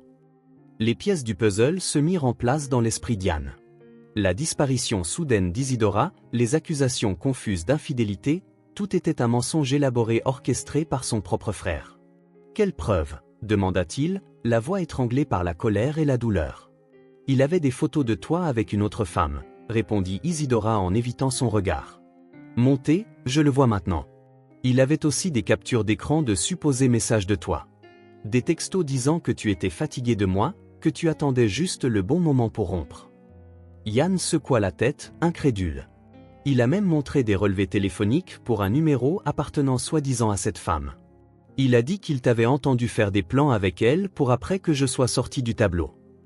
La cruauté calculée du plan laissa Yann sans voix. Comment son propre frère pouvait-il faire une chose pareille? Détruire non seulement leur relation, mais des vies entières, des avenirs qu'ils auraient dû partager. J'y ai cru, continua Isidora, sa voix maintenant à peine un murmure. Et j'ai fui. Je ne pouvais pas supporter l'idée de t'affronter, d'entendre de tes lèvres que tu ne m'aimais plus. Il semblait plus facile de disparaître. Une larme glissa sur sa joue, scintillant comme de l'argent au clair de lune. Puis j'ai découvert que j'étais enceinte. Et ma fierté m'a empêché de revenir. Je pensais que tu ne voudrais pas de moi, ni du bébé. Et quand j'ai découvert qu'il y en avait 4, elle eut un sourire triste. Eh bien, j'étais sûr d'avoir fait le bon choix en restant à l'écart. Yann sentit des larmes sur son propre visage, celles qu'il n'avait pas réalisé qu'il pleurait. 6 ans. Ils avaient perdu 6 ans à cause d'un mensonge, à cause de l'obsession malsaine de son frère. Caillot m'a dit que tu étais fatigué de moi, révéla-t-il, la voix rauque d'émotion. Que tu avais rencontré quelqu'un d'autre lors d'un voyage d'affaires. Que tu étais confuse quant à tes sentiments. Que tu avais besoin de temps pour réfléchir. Il fit une pause, combattant la colère qui montait en lui. Je t'ai cherché, mais tout ce que j'ai trouvé, c'est le silence. Leurs mains se trouvèrent sur l'accoudoir de la chaise, les doigts s'entrelacèrent presque d'eux-mêmes. Le contact était chaud, ferme, réel.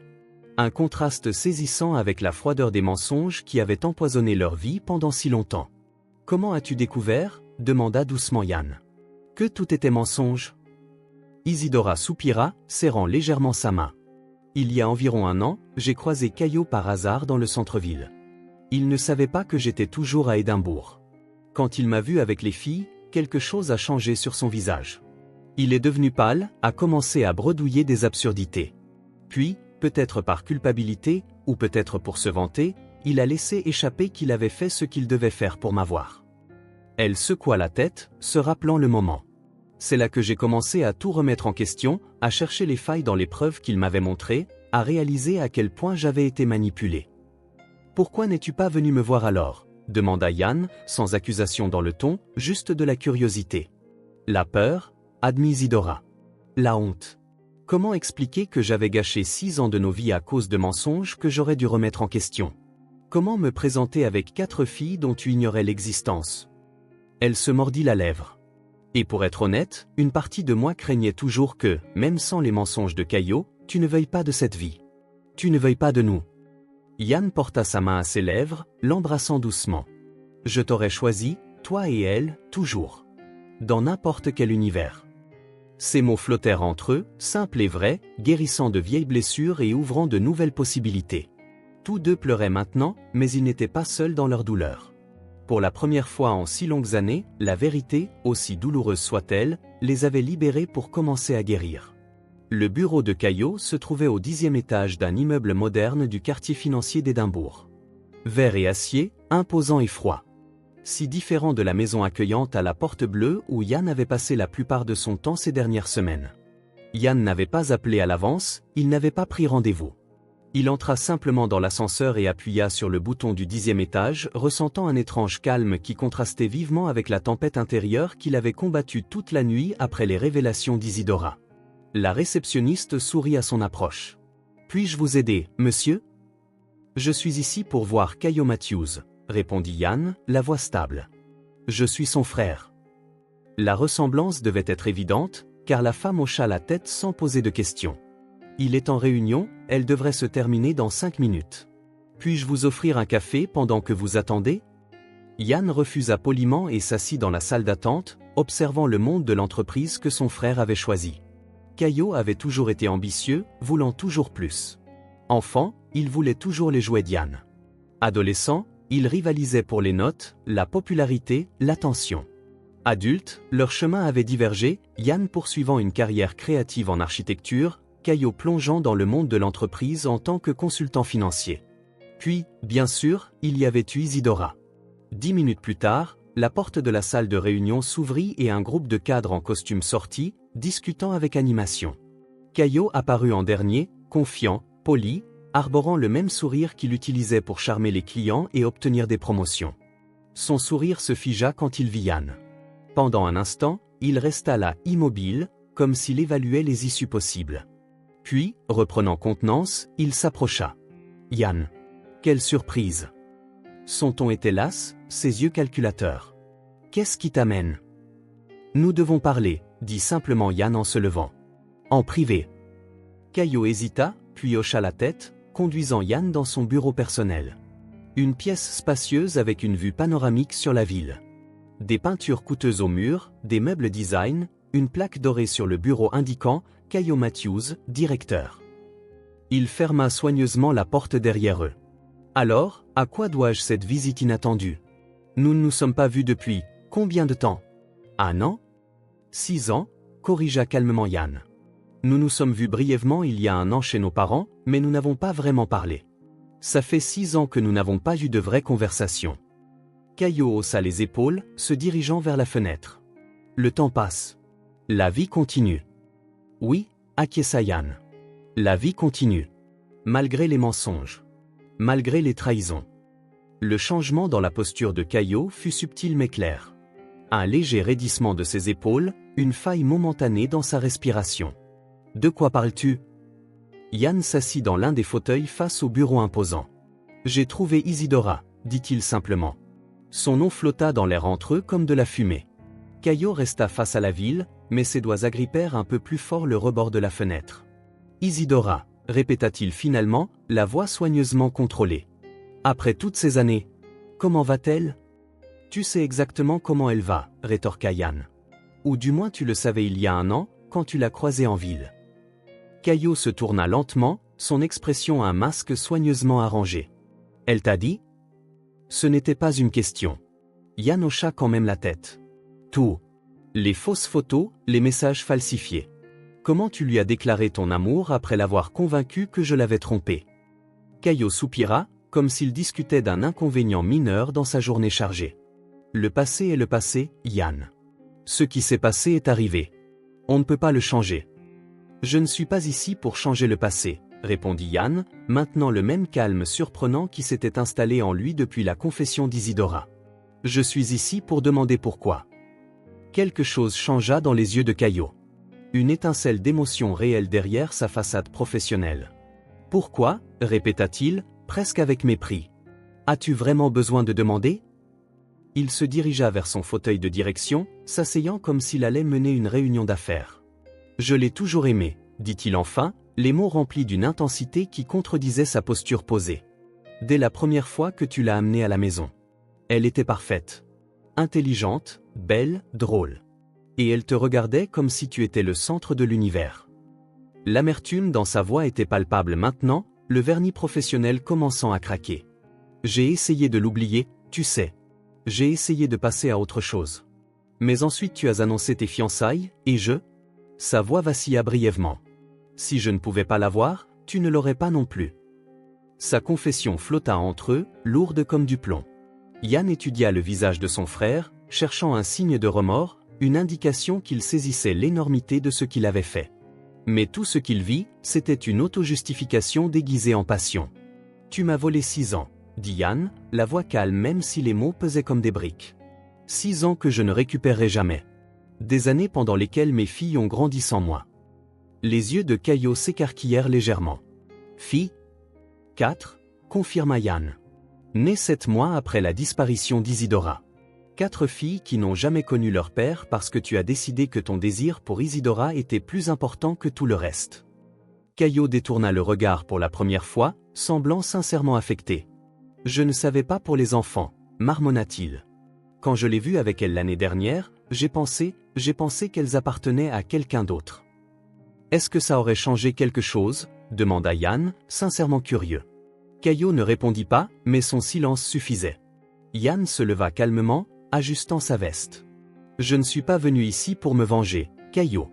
Ni même pour des excuses, car je sais qu'elles ne seraient pas sincères. Il fit une pause, choisissant soigneusement ses mots. Je suis venu te dire que tu m'as volé 6 ans. Mais tu ne voleras pas ce que nous pouvons encore construire.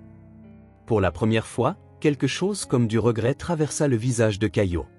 Yann, Non, interrompit doucement Yann. Je ne veux pas l'entendre. Il n'y a pas de mots qui puissent réparer ce que tu as fait. Et il n'y a pas de relation qui puisse être reconstruite sur une telle trahison. Il se dirigea vers la porte, sentant un poids se soulever de ses épaules. Le poids d'un passé sans réponse, d'une histoire sans résolution. À partir d'aujourd'hui, nous ne sommes plus frères, déclara-t-il, son ton ne laissant aucune place à la discussion. Le sang n'est pas un choix, Caillot, mais la famille l'est. Et tu as choisi de ne pas être la mienne quand tu as décidé de la détruire pour tes propres raisons égoïstes. Caillot bondit sur ses pieds, le vernis poli se brisant enfin. Tu ne peux pas simplement effacer le fait que nous sommes frères. Je peux, répondit Yann sereinement. Et je viens de le faire. Sur ces mots, il ouvrit la porte et partit, laissant derrière lui non seulement le bureau opulent, mais le dernier lien avec l'homme qu'il appelait autrefois son frère. Dans l'ascenseur, seul, Yann ferma brièvement les yeux. Il ne ressentait aucune rage, aucun désir de vengeance. Seulement une clarté qui lui manquait depuis longtemps. La clarté de quelqu'un qui voit enfin le puzzle complet de sa propre vie. En sortant dans la rue, le soleil printanier l'accueillit, réchauffant son visage. Il pensa aux 4 filles qui étaient probablement à l'école à ce moment-là, apprenant, grandissant, vivant. Il pensa à Isidora, à son sourire retrouvé, à leur conversation tardive, aux possibilités qui commençaient à éclore comme les plantes dans son petit jardin. Il sortit son téléphone et composa un numéro. « Salut », dit-il quand Isidora répondit. « Je viens de parler avec Caillot. » Un bref silence suivit à l'autre bout du fil. « Comment vas-tu » demanda-t-elle enfin, sa voix douce d'inquiétude. Yann leva les yeux vers le ciel bleu clair, ressentant une paix qu'il n'avait pas connue depuis longtemps. « Libre » répondit-il simplement. « Je me sens libre. » Et alors qu'il retournait vers la maison à la porte bleue, le seul endroit qu'il considérait maintenant comme chez lui, Yann réalisa que parfois, couper les ponts n'était pas une perte, mais une libération. Parfois, pour construire quelque chose de nouveau, il faut laisser aller ce qui était irrémédiablement brisé. Le sang n'était pas un choix. Mais l'amour était le choix le plus important de tous. Dimanche se leva parfait à Édimbourg. Ciel bleu, soleil éclatant et une douce brise qui promettait des jours meilleurs. C'était comme si la nature célébrait avec eux après une si longue tempête. Yann arriva tôt à la maison à la porte bleue, portant des cartons de petits semis de fleurs. Les filles accoururent à sa rencontre, encore en pyjama, les cheveux en désordre du sommeil récent. « Que as-tu apporté » demanda l'humain, essayant de jeter un coup d'œil à l'intérieur des boîtes. « C'est une surprise » sourit Yann. « Petit déjeuner d'abord, ensuite nous planterons quelque chose de spécial. » Les filles se précipitèrent à l'intérieur, leur voix excitée remplissant la maison d'une énergie qui rendait tout plus vivant. Isidora apparut dans l'embrasure de la porte, tenant une tasse de thé, vêtue d'une robe simple qui flottait dans la brise. Il y avait de la couleur sur ses joues, du repos dans ses yeux. Rien à voir avec la femme épuisée et amère qu'il avait rencontrée pour la première fois 6 mois auparavant. « Bonjour », dit-elle en s'avançant pour l'aider avec les boîtes. Ils travaillèrent ensemble, transportant tout dans le jardin où le sol était prêt et attendait de nouveaux habitants qui ajouteraient de la couleur au petit espace. Après le petit déjeuner, les filles les rejoignirent dans le jardin, maintenant vêtues de vêtements qu'elles pouvaient salir. Leurs yeux s'illuminèrent à la vue des fleurs, tulipes, lavandes, tournesols, roses et tant d'autres, toutes dans de minuscules pots colorés. « Aujourd'hui est un jour spécial », annonça Yann en s'agenouillant pour être au niveau des filles. « Chacune de vous va choisir une fleur qui représente quelque chose d'important.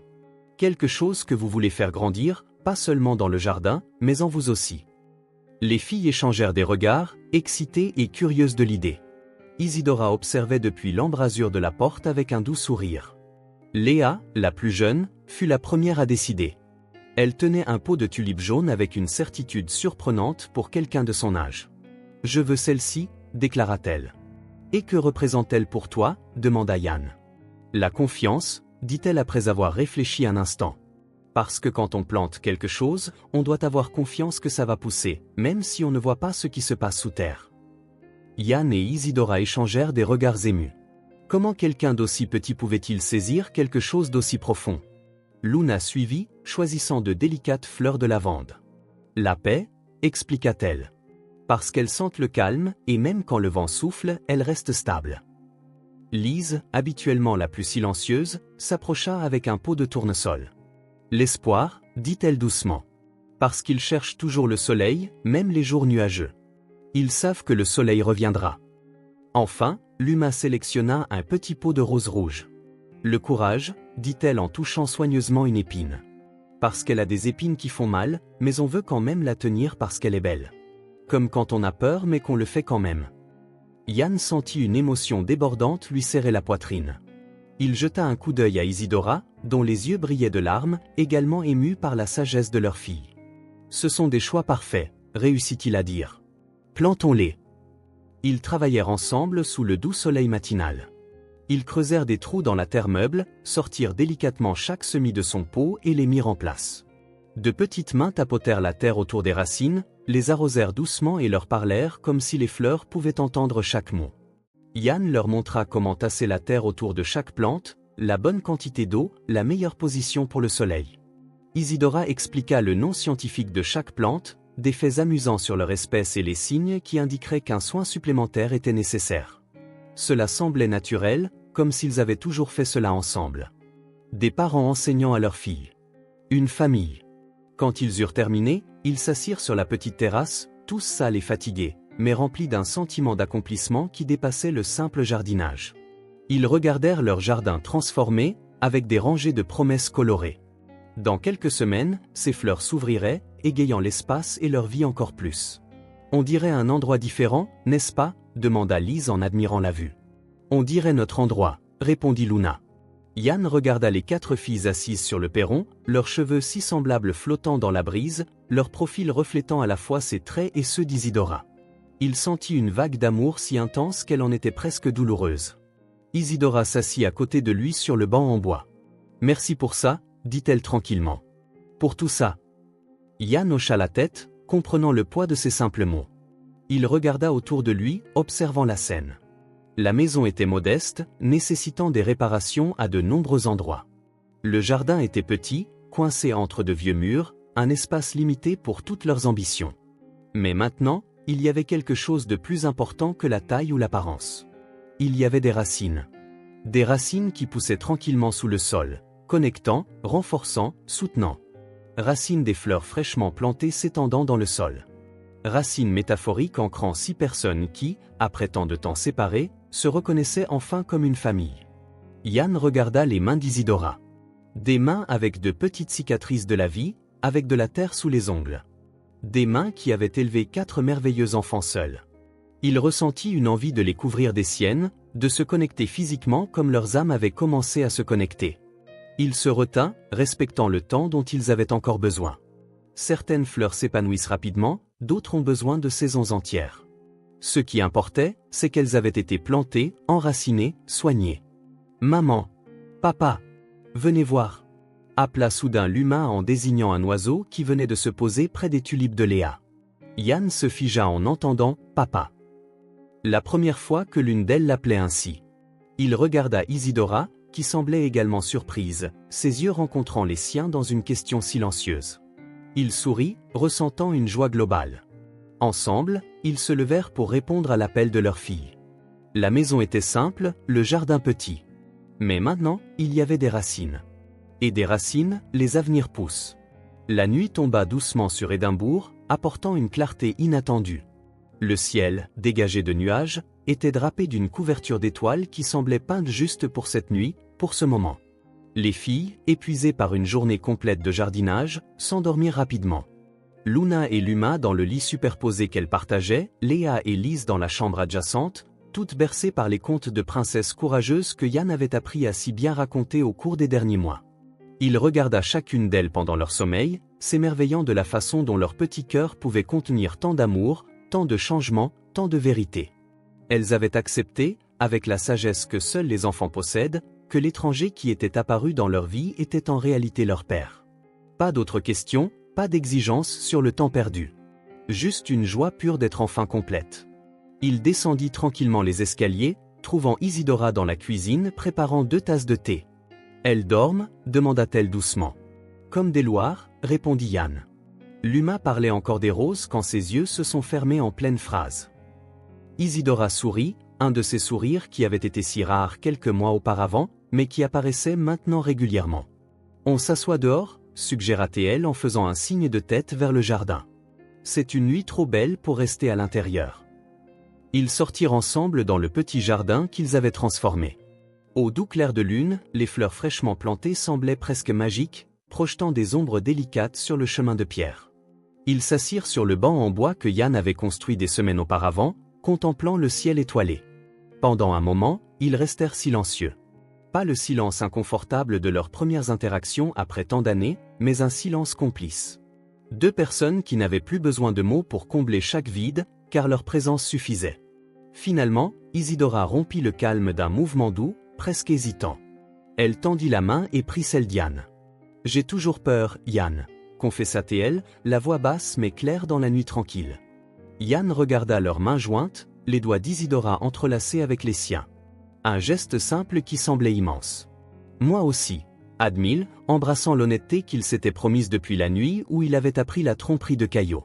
« Mais je préfère avoir peur à tes côtés qu'être courageux seul. » Isidora se tourna pour lui faire face, ses yeux reflétant la lumière des étoiles, chatoyant de larmes non encore versées. « 6 ans, c'est long, » murmura-t-elle. « Les gens changent.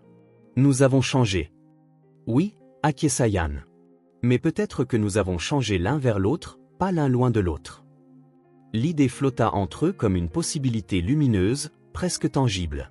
« Et si » commença Isidora, hésitant avant de rassembler le courage de continuer. « Et si nous essayions à nouveau ?» Une question simple, chargée de toutes leurs histoires, leurs chagrins et leurs espoirs. Yann porta sa main à ses lèvres, l'embrassant doucement, sentant la texture de la peau qu'il connaissait autrefois intimement, la redécouvrant maintenant comme un territoire à la fois familier et nouveau. « Construisons quelque chose de nouveau », répondit-il, chaque mot une promesse. « Avec tout ce que nous avons appris, » fit-il une pause, son regard ne quittant jamais le sien. « Et avec tout ce que nous pouvons encore devenir. » Une larme s'échappa, glissant sur la joue d'Isidora. Yann l'essuya avec son pouce, son contact aussi doux qu'une bénédiction. « Ce ne sera pas facile, » dit-elle. « Nous avons 4 filles à élever, une maison à entretenir, des blessures à guérir. Et des fleurs à regarder pousser, » ajouta Yann avec un sourire. « Confiance, paix, espoir et courage. Ça me semble un excellent début. » Isidora sourit à travers ses larmes. Et dans ce sourire, Yann vit le retour de quelque chose qu'il avait craint perdu à jamais. La lumière particulière qu'elle avait toujours apportée dans sa vie, que même les mensonges, le temps ou la distance n'avaient pu vraiment éteindre. « Comment allons-nous faire fonctionner ça ?» demanda-t-elle, d'un point de vue pratique. « Je veux dire, tu as ton appartement, ton travail. Nous avons la routine des filles, l'école. »« Un pas à la fois, » répondit Yann, tenant maintenant ses 2 mains. « Mais je sais que je veux être ici chaque jour. Je veux me réveiller et te voir, voir les filles. Je veux être là pour les cauchemars, pour les devoirs, pour les genoux écorchés, pour les sourires de victoire. Tu veux vivre ici ?» La question sortit presque comme un soupir. « Si tu veux bien de moi, » dit Yann. « Ou nous pouvons chercher un endroit plus grand, où chacune des filles pourra avoir son propre espace. Ou nous pouvons rester comme ça pour l'instant, moi faisant des allers-retours jusqu'à ce que nous trouvions ce qui fonctionne le mieux pour nous tous. » Il sourit. « L'important n'est pas l'endroit, Isidora. C'est de choisir de rester ensemble, où que nous soyons. » Isidora sourit, et cette fois, il n'y avait aucune hésitation, aucune peur. Seulement de la certitude. « Je veux que tu restes, » dit-elle simplement. « Ici, avec nous. » Au milieu des sourires, des larmes et d'un ciel étoilé, ils scellèrent cette promesse par un baiser. Leur premier depuis plus de 6 ans. Rempli de la douceur de la redécouverte et de la profondeur de ce qu'ils avaient perdu et retrouvé. C'était un nouveau départ, une seconde chance, un choix conscient de construire ensemble, pas simplement de reprendre là où ils s'étaient arrêtés. Ils choisirent de donner une nouvelle chance à l'amour. Un amour plus fort maintenant, forgé dans les épreuves qu'ils avaient endurées séparément. Un amour plus mature, enrichi par la croissance individuelle que chacun avait connue. Un amour plus authentique, fondé non pas sur des idéaux de jeunesse, mais sur l'acceptation complète de qui ils étaient. Quand ils rentrèrent enfin, se tenant la main comme des adolescents après un premier rendez-vous, quelque chose de fondamental avait changé dans l'air autour d'eux. La maison à la porte bleue, qui pendant si longtemps n'avait été qu'un refuge pour Isidora et les filles, commençait à devenir un véritable foyer. À l'étage, 4 filles dormaient profondément, inconscientes de la conversation qui changerait leur vie, mais sentant d'une manière ou d'une autre, même en rêve, que quelque chose d'important s'était mis en place. Le lendemain matin, Yann serait là pour le petit déjeuner. Et le jour d'après, et le suivant.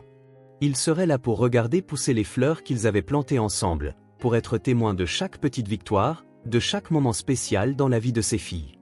Il serait là pour forger de nouveaux souvenirs, guérir de vieilles blessures, créer un avenir qu'aucun d'eux n'avait osé imaginer quelques mois auparavant. La famille, enfin, était entière. Et cette fois, personne ne partait. Dans la douce obscurité de cette nuit de printemps, sous un ciel rempli d'étoiles, l'amour avait trouvé sa place. Non pas là où il était né pour la première fois, ni là où il l'avait initialement imaginé. Mais là où ils avaient choisi d'être. Ensemble. Imparfait, réel et infiniment plus précieux pour cela. Si cette histoire vous a touché, abonnez-vous à la chaîne et activez les notifications pour ne pas manquer les prochaines. Laissez un j'aime car cela aide cette histoire à être recommandée à plus de personnes. À la prochaine.